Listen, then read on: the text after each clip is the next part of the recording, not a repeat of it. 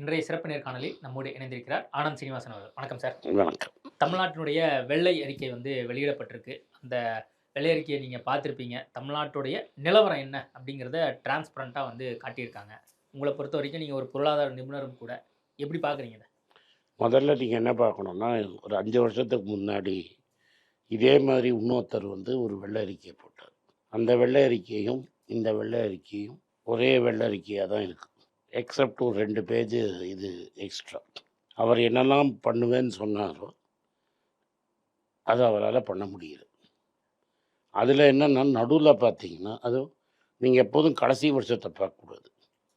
எப்படி அது ட்ராவல் ஆச்சுன்னு பார்த்தீங்கன்னா, நடுவில் பிடிஆர் இருந்தபோது அது ஒரு மாதிரி அட்லீஸ்ட் ரெவென்யூ டெஃபிசிட்டை ஒரு மாதிரி கட்டுக்கோப்பில் கொண்டு வந்துட்டார். அதுக்கப்புறமா திரும்பி அது மோசமாக போயிடுச்சு. பட் எக்ஸ்ட்ரா 3 லட்சம் கோடி வெள்ளம் இருக்குது பார்த்தீங்களா, டிரான்ஸ்போர்ட்டும் எலக்ட்ரிசிட்டியும்.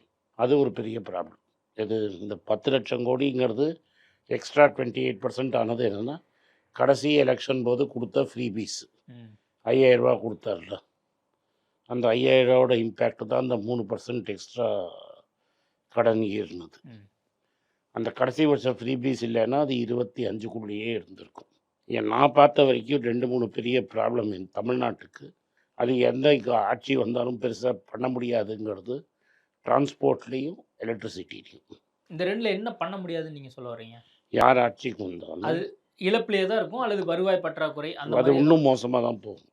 இல்ல அத வந்து சரி செய்ய முடியாதா? இப்ப இவங்க சொல்றாங்கல்ல, லீக்கேஜ் தான் முக்கிய காரணம் அப்படின்னு அவங்க சொல்றாங்க. அதே மாரி அட்மினிஸ்ட்ரேஷன வந்து சீர்திருத்தம் பண்ணா இதெல்லாம் கரெக்ட் பண்ணலாம்.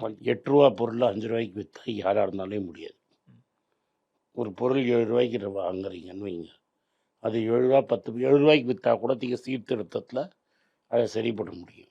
7 ரூபா பொருளை 6 ரூபா 50 பைசாக்கு விற்கிறீங்கன்னா, அந்த 50 பைசா துண்டு உங்களோட டேக்ஸ் பணத்தில் என்ன வரணும். இந்த கட்சி அந்த கட்சியில் எல்லா கட்சியுமே என்ன சொன்னாங்கன்னா, நாங்கள் எலக்ட்ரிசிட்டி ஃப்ரீயாக தரோம். அந்த எலக்ட்ரிசிட்டி ஃப்ரீயாக யாருக்கு தேவைன்னு கூட இல்லாமல், யாரெல்லாம் 200 யூனிட்டுக்கு இருக்காங்களோ அவங்களுக்கு கொடுக்குறோம். விவசாயிக்கு ஃப்ரீயாக கொடுக்குறோம். இது 2 தான் பெரிய காரணம். அதுக்கப்புறம் பொருள் திருட்டு எலக்ட்ரிசிட்டி திருட்டு ஒரு காரணம்.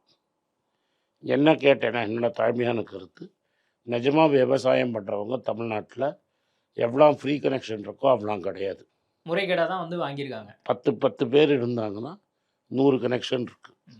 2வது ஒரு மோட்டர் இருக்குதுன்னு வைங்க, அந்த மோட்டருக்கு ஒன்று தான் உங்களுக்கு எலக்ட்ரிசிட்டி ஃப்ரீயாக வேணும்.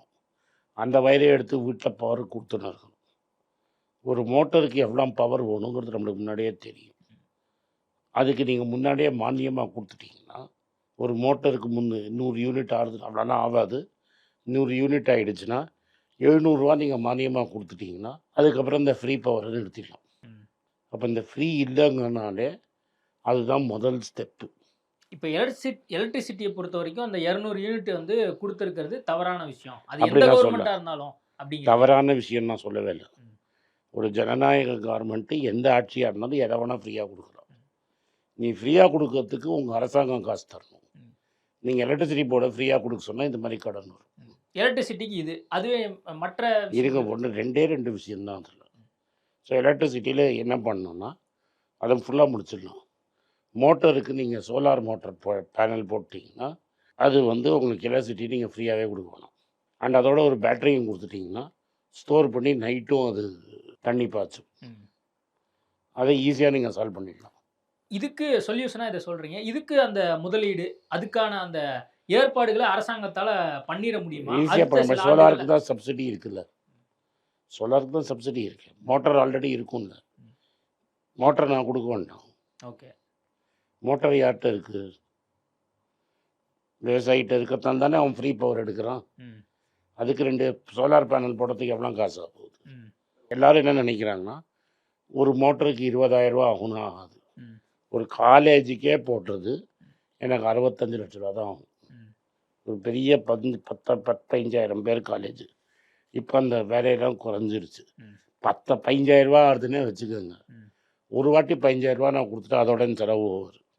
அப்போ மாற்று வழியை வந்து ஊக்குவிக்கப்படுத்தணும். 1. 2வது விவசாயிங்க என்ன சொல்கிறாங்கன்னா, நீ மீட்டரே பண்ணக்கூடாது. நான் ஓசியில் கொடுக்குறேன், எனக்கு மீட்டர் போடணும்.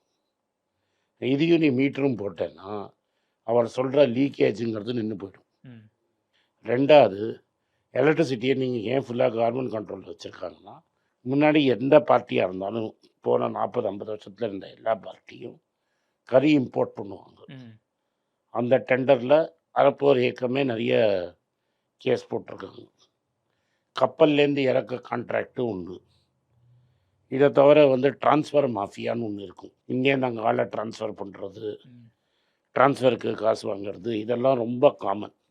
அட்மினிஸ்ட்ரேஷனில் அவ்வளோ பேரே தேவையில்லாமல் அட்மினிஸ்ட்ரேஷனில் இருக்காங்க. ம். லைன்மேன் கம்மியாக. ஆக்சுவலாக உங்களுக்கு எங்கே ஆள் வேணுமோ அங்க அங்கே ஆள் இல்ல. ஆட்களில் எங்கே ஆள் தேவையில்லையோ அங்கே நிறைய இருக்காங்க. ம். இதை நீங்கள் சரியாக பண்ணீங்கன்னா தான் அதுக்கு சரி பண்ண முடியும். இது எலக்ட்ரிசிட்டிக்கு.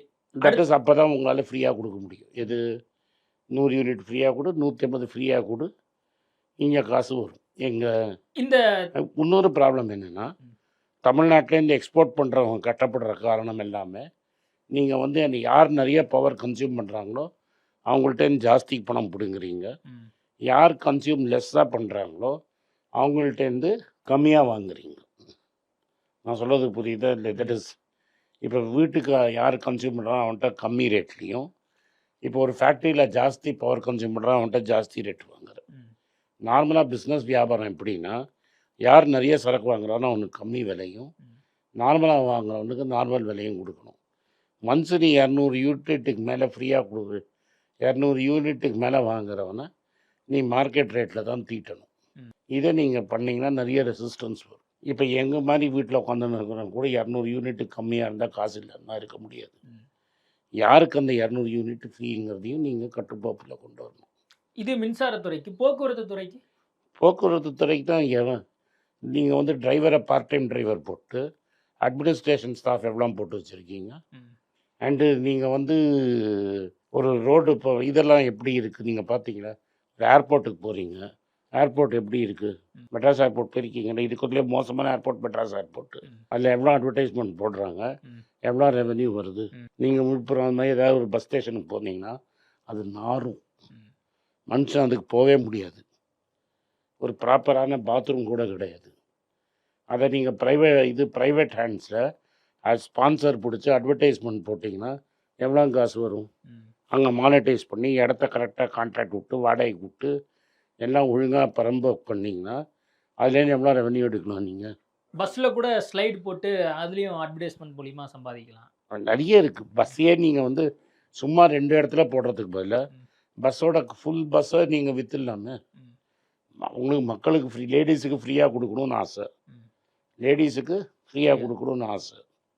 ம். கரெக்டாக? அப்போ நீங்கள் இன்னும் ரெவென்யூ ஜென்ரேட் பண்ணணும் இல்லையா? ம். அண்ட் டெண்டர் விடு. நீங்கள் ஏன் கவர்மெண்ட் நடத்தணும்னு அவசியம் இருக்குது? இந்த டிக்கெட்டில் டெண்டர் விடுங்க. இந்த ரேட்டில் இப்போ திருச்சியில் நான் போயிருக்கிறேன். அந்த காலத்தில் அலுமினியம் மாதிரி இருக்கிற பஸ்ஸில் ஓடும். பக்கத்து செக்டரில் ப்ரைவேட் செக்டர்லேயும் ஓடும். கொஞ்சம் டிக்கெட் அதே கவர்மெண்ட் சொல்கிற டிக்கெட்டில் தான் ரேட் ஓடும் அந்த பஸ்ஸில். ம். யாருக்கு வேணால் பஸ்ஸுக்கு கான்ட்ராக்ட் கொடுங்க. படித்த பையனுக்கு எவனாவது ஆட்டோமொபைல் பையன் பஸ் வாங்கிறதுக்கு கடன் கொடுத்து அவன் பஸ்ஸு வாங்கி அந்த ரேட் ஓட்டுறானா ஓட்டுங்க. அவனுக்கு நீங்கள் மாதம் மாதம் பணத்தை கொடுத்துருக்கீங்க. கவர்மெண்ட் தான் பஸ்ஸு நடத்தணும்னு அது அந்த காலம். ம். இன்றைக்கி பஸ்ஸு கம்பெனி நிறைய இருக்குது, பேங்க்கு நிறைய இருக்குது, நிதி நிறுவனம் நிறைய இருக்குது. யார் பஸ்ஸு ஓட்டினானோ அவனுக்கு பஸ்ஸு கொடுக்கறதுக்கு இருக்க. யாராவது கான்ட்ராக்ட் எடுத்து அந்த ஏரியாவில் பஸ்ஸு ஓட்டுறானா ஓட்டட்டுமே. ம். நிறைய இப்போ அது வந்து ரேட் கான்ட்ராக்ட் கொடுக்காம லைசன்ஸை முடக்கி வச்சு ம். எவ்வளவோ குடும்பம் பஸ்ஸை வந்து பஸ் ரூட்டை 2 கோடி 3 கோடிக்கு விற்கிறாங்க. ஆட்டோ அந்த காலத்தில் ஆட்டோ ரூட்டு ஊட்டின மாதிரி இவ்வளோ ஆட்டோ விடலாம், இவ்வளோ ஆட்டோ விடக்கூடாதுன்னு மினி பஸ்ஸுக்கெல்லாம் ப்ரைவேட் கான்ட்ராக்ட் கொடுங்க. ம். இப்போ எலக்ட்ரிக் பஸ்ஸு கொண்டு வந்திருக்கீங்க. மெதுவாக எல்லா பஸ்ஸையும் சிட்டிக்குள்ளே இருக்கிற பஸ்ஸெல்லாம் எலக்ட்ரிக்காக மாற்றிடுங்க. ம். என்ன பெரிய காஸ்ட் நம்மளுக்கு? டீசல் தான் பெரிய காஸ்ட்டு. டீசல் பஸ் எலிமினேட் பண்ணுங்க. சென்ட்ரல் கவர்மெண்ட்டை போங்க பேசுங்க. அவங்கள்ட்ட JNURMனு பேரை மாற்றிருப்பான், ஏதாவது சர்வார்கர்னு பேரை மாற்றிருப்பான். அந்த ஸ்கீம் இருக்குது, JN Nehru scheme, urban renewal மிஷன்னு. அதில் தான் பஸ்ஸெல்லாம் வாங்குறாங்க அவங்க. ம். எல்லா எல்லா பஸ்ஸையும் நீங்கள் ஒரு ஃபேஸ்டு மேனர் போடுங்க. அந்த பஸ்ஸோட முன்னாடியே அந்த இதை டெண்டரில் பஸ் எடுக்கிறதுக்கு எடுத்தோடனே அந்த கம்பெனிகிட்ட 5 வருஷத்துக்கு அட்வான்ஸாக வாங்குங்க அட்வர்டைஸ்மெண்ட்டு. ம். இப்போ டிவி ரைட்ஸை 10 வருஷத்துக்கு முன்னாடி இப்போ IPL ரைட்ஸை 10 வருஷம் விற்கிற மாதிரி ம். அந்த பஸ்ஸோட 5 வருஷம் ரைட்ஸை விற்றுருங்க முன்னாடியே. ஸோ இதெல்லாம் ஆல்டர்னேட்டிவா இந்த அரசாங்கம் வந்து கவனத்தில் கொள்ளணும் அப்படிங்கிறது. நான் சொல்கிறேன், உங்களுக்கு வழி இருக்கான்னா வழி இருக்குது. பண்ணுவாங்களா எனக்கு தெரியாது. நான் அமைச்சர் கிடையாது. நான் டிரான்ஸ்போர்ட் அமைச்சர் கிடையாது. சரி, இந்த 2 விஷயம் வந்து மிகப்பெரிய அளவுல வந்து இழப்புல இருக்கு அப்படின்னு சொல்றீங்க. இது ஒரு இல்லாமல் பக்கம் இது இல்லை. ஏன்னா அந்த 10 லட்சம் கோடி கடந்தையே சென்ட்ரல் கவர்மெண்ட் ப்ரெஷரில் ஒரு 2 லட்சம் கோடியை நம்ம இதுக்கு மாற்றினோம் ஜெயலலிதா டைமில். ஸோ இந்த 13 லட்சம் கோடின்னு அவங்க சொல்கிறதுல ஒரு 5-6 லட்சம் கோடி கடன் வந்து இந்த 2 விழாக்காலேருந்து தான். டிரான்ஸ்போர்ட்டும் எலக்ட்ரிசிட்டியும். டிரான்ஸ்போர்ட்டும் எலக்ட்ரிசிட்டியும் இதை சரி பண்ணாமல் நீங்கள் வந்து தமிழ்நாடு நிதிநிலையை சரியே பண்ண முடியாது. இது யாருமே பேசுறது கிடையாது. இது எந்த அரசாங்கம் இருக்கட்டும். என்ன நாளைக்கு உட்காத்தி வச்சேன் நானும், ஏன்னா அடுத்த நாளே தூக்கி வெளில போட்டுருவீங்க. ஏன்னா இதுக்கு காசு கட்டுமானோம். எதர் காசு கட்டு, இல்லை கார்மெண்ட் வரி பணத்துலேருந்து கொடு. கார்மெண்ட்டில் வரி பணம் கொடுக்கறதுக்கு இல்லை. 100 ரூபா கலெக்ட் ஆச்சுன்னா ஆல்ரெடி 75-80 ரூபா இல்லை வட்டி, பென்ஷன், சம்பளத்துக்கே முக்கால்வாசி காசு போயிடும். ஸோ இதெல்லாம் பண்ணுறதுக்கு அவன்கிட்ட காசு கிடையாது. ஸோ இதுக்கு என்ன ஆல்டர்னேட்டிவ்? ஃபஸ்ட்டு இதுதான் பெரிய ப்ராப்ளம். அண்ட் இதை வந்து 5 வருஷத்தில் சால்வ் பண்ணக்கூடிய ப்ராப்ளம் இல்லை. இப்போ 28% இருக்குது. நீங்கள் இன்றைக்கி வேலை செய்ய ஆரம்பிச்சிங்கன்னா 15 வருஷத்தில் அது 15% கொண்டு வரலாம். தட் இஸ் கடன் குறையாது, ஜிடிபி கூடும். 11% க்ரோத் இருக்கிறதுனால 20 வருஷத்தில் 4 மடங்காக ஜிடிபி க்ரோ ஆகிடும். அப்போ நம்ம கடன் வாங்குறத கம்மி பண்ணிவிட்டு இதே லெவலில் வச்சுருந்தோன்னா அது 14% ஆகிடும். இதை பண்ணுறாங்களா என்னங்கிறது பார்ப்போம். இப்போ தேர்தல் வாக்குறுதின்னு சொல்லி சில திட்டங்களை வந்து இந்த அரசாங்கம் வந்து கொடுத்துருக்காங்க. ஆல்ரெடி இவ்வளோ கடன் இருக்குது, இப்போ இதெல்லாம் பண்ணுவாங்களா அப்படிங்கிற ஒரு கேள்வியும் சந்தேகத்தையும் மக்களும் எதிர்கட்சிகளும் பேசுவாங்கல்ல. இந்த பாருங்க, நம்ம வந்து ஒன்று நான் சொல்கிறேன், பண்ண போகிறாரா இல்லையான்னு அவர் தான் பதில் சொல்லணும். என்னை பொறுத்த வரைக்கும் ஏதாவது ஒரு அவருக்கு மக்களை கன்வின்ஸ் பண்ண முடிஞ்சு இதை தள்ளி போட முடிஞ்சால் ஸ்டேட்டுக்கு நல்லது. எந்த விஷயத்த சொல்கிறீங்க? எதை தள்ளி போடணும் அப்படின்னு சொல்கிறீங்க? எந்த தேர்தல் நிச்சயமாக கேஸ் 2500 கொடுக்குறேன்னு சொல்லியிருந்தாரு. கேஸை முடியாது, வருஷத்துக்கு 6 சிலிண்டர். அது இப்போ முடியாது, இப்போதைக்கு முடியாது. இப்போ இருக்கிற ஈரான் பற்றாக்குறையில் அது முடியாது. சரி, ஓகே, நிச்சயமாக முடியாது. ரைட்டா? அவரை எப்படி சமாளிக்க போகிறாரோ அவர் தான் பார்க்கணும். 2500 அவர் கொடுக்கணும்னா வேற எங்கேயாவது குறைக்கணும். இப்போ அவர் 2500 கொடுக்கறதுன்னு முடிவு பண்ணிட்டாருன்னா நிஜமாகவே ஏழைங்களுக்கு கொடுக்கணும்னா கொடுக்கணும். 2500 ஒரு சிலிண்டரும் பேசிக் செலவுக்கு அவங்களுக்கு தேவை.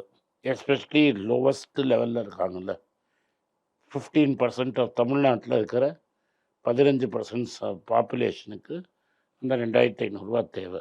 என்ன கேட்டிங்கன்னா, நான் நிதியமைச்சர் இல்லை, நான் ஆட்சியில் இல்லை. தட் இஸ் நான் வந்து காங்கிரஸ் கட்சியில் இருக்கேன். காங்கிரஸ் கட்சியிலையும் நான் எம்எல்ஏ கிடையாது, நான் அட்வைசர் டு தி கவர்மெண்ட்டும் கிடையாது.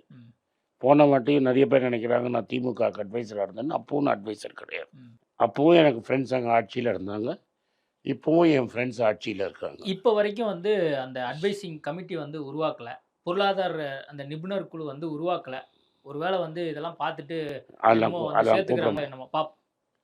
அதெல்லாம் நம்மளோட பெரிய ஆளுங்கள்லாம் நிறைய பேர். இப்போ நான் கடந்த 2-3 நாளாக பல பேர்கிட்ட பேட்டி எடுக்கிறேன். இந்த வெள்ளை அறிக்கை வந்த பின்பாக இது வரைக்கும் வந்து இவங்க அந்த பொருளாதார நிபுணர் குழு அமைக்கலை, அதில் வந்து முக்கியமான ஆட்கள்லாம் வந்து சேர்த்துட்டு இவங்க வந்து பல்வேறு சஜஷனை கேட்கணும் அப்படின்னு வந்து சொல்கிறாங்க. ஏன்னா திமுக ஆட்சியில் அந்த மாதிரி பல்வேறு குழுக்கள் அமைக்கப்பட்டது. அந்த மாதிரி இந்த ஆட்சியும் வந்து குழு அழிக்கப்பட்டது. குழு அழிச்ச யார் கிரியேட் பண்ணோம் அவனே 2 வருஷம் தூக்கிட்டீங்களா? யாருக்காக அந்த குழு வந்ததோ அந்த ஆளையே 2.5 வருஷம் கழிச்சு அவங்க பண்ணதை இவங்க பண்ண மாட்டாங்க, நம்ம நம்புவோம். நீங்க ரகுராமராஜன் பேர் சொன்னதான் நான் சொல்றேன். அதான் இந்த மாதிரி ஒரு குழுவெல்லாம் அமைக்கணும். அதுல ஆனந்த் சீனிவாசன் வருவாரா? ஆனந்த் சீனிவாசன்லாம் வர மாட்டாரு. ஆனந்த் சீனிவாசன் ரொம்ப லோ லெவல். ஆனந்த் சீனிவாசன்லாம் கூப்பிட்டு சஜஷன் கேட்க மாட்டாங்க. நீங்க உண்மையை சொல்லுவீங்களா சார்? உண்மையை சொல்லுவீங்களா? இப்ப நடந்த விஷயத்தெல்லாம் உண்மையை சொல்றீங்களா? பாருங்க, ஆனந்த் சீனிவாசனை கூப்பிட மாட்டாங்க, அதை விட்டுருங்க, தனியாக வச்சுருங்க. நான் என்ன சொல்ல வரேன்னா ரொம்ப சிம்பிளாக, அப்போ 2500 கொடுக்கணும் அப்படின்னு அவர் டிசைட் பண்ணிட்டாருன்னா எங்கே கை வைக்கணும்னு என்ன கேட்டால் நான் கை வைக்க முடியும். இப்போ இதே தெருவில், இது பணக்கார தெருவு தானே நீ வந்தது, இந்த தெருவில் இருக்கணும்னா ஒரு மினிமம் வீட்டுக்கு 50,000 வாடகை கொடுத்தா தான் அந்த வீட்டில் இருக்க முடியும். எனக்கு தெரிஞ்சு இந்த மெயின் தெருவில் 20 பேர் ரேஷன் வாங்கினான் தினம். ம். இவனுக்கு ரேஷன் தேவையா? இப்போ இதெல்லாம் வந்து கட் பண்ணாதான் நீங்க சொல்லக்கூடிய அப்போ திட்டம். யாருக்கு கொடுக்குறேன்னு ஒன்று இருக்குது. ம். என்கிட்ட இருக்கிறது ஒரு ஆழா சாதம் தான். ம். அந்த எனக்கு நீ என்ன சாதத்தை கொடுத்த, எனக்கு நீ சப்சிடி கொடுத்தா ம். 1 லட்ச ரூபா கவர்மெண்ட் பென்ஷன்ஸ் வாங்குறவன்லாம் ரேஷனில் போய் நின்று வாங்குறவன நான் காட்டுறேன் உனக்கு. ம். நான் என்ன சொல்கிறேன், முதல்ல அவங்கள பசங்க அமெரிக்காவில் இருப்பான், இங்கே ரேஷன் வாங்கிட்டு இருப்பான். அதை நீங்கள் கட் பண்ணாதான் ம். உங்களால் 2500 கொடுக்க முடியும். சரி. தமிழ்நாட்டில் 50,000 ரூபாய்க்கு சம்பளம் கீழே ஒரு குடும்பத்துக்கு சொல்கிறேன், ஒரு ஆளுக்கு தனி சம்பளம் சொல்கிறேன். ஒரு குடும்பம் 50,000 ரூபாய்க்கு கீழே சம்பாதிக்கிறவங்களுக்கு தான் ரேஷன் தேவை. அந்த டாப் லெவல் ரேஷனை சக்கரை கூட கொடுக்காதீங்க. ம். ரேஷன் கார்டை ஒயிட் ரேஷன் கார்டாக மாற்றுங்க கம்பல்சரியாக. ம். 50% ரேஷன் குறைஞ்சிரும். அப்போ நீங்க அந்த ரேஷன் சிஸ்டத்தையே வந்து கொஞ்சம் வேற மாதிரி இவங்க அணுகணும் அப்படின்னு ஆமாம், சொல்றீங்க. இப்போ தான் எல்லாம் எக்ஸிஸ்டிங் சிஸ்டம் வந்து இது வந்து பல்வேறு குளறுபடிகள் இருக்குங்கிறீங்க. ஆமாம், யார் பேரில் ரேஷன் கார்டு இருக்கோ அவன் கை வச்சாதான் காசு கொடுக்கணும். இப்போ ஆதார் கார்டு வந்துருச்சு. ஆதாரில் ஓடிபி போட்டு ஐடென்டிஃபை பண்ணுறதுக்கு 2 நிமிஷம். ம். ரேஷன் கார்டில் அப்படி கை வை, நீ போய் நில்லு, நீ கை வை, நீ காசு வாங்கு. ம். அது என்ன இன்னொரு ஆள் அனுப்புறது? உனக்கு ரேஷன் இல்லை, இல்ல இப்போ பேங்க்ல கிரெடிட் ஆயிடுதுல்ல மாசம் 1000 ரூபாய். நான் 1000 ரூபா கொடுப்பா. ம். நான் ரேஷன் கடையில் சொல்கிறேன். ம். அங்கே தானே பில்ஃபரேஜ் இருக்குது, ம். அங்கே தானே குறையுது. இல்ல இதுக்கு தனி சிஸ்டத்தையே உருவாக்குற மாதிரி நீங்க சொல்றீங்களா? அப்படியே அதெல்லாம் இந்த நான் 5 வருஷத்துல பண்ணிட முடியுமா? நான் தனி உடனடியா சிஸ்டமே ஆதார் இருக்குப்பா.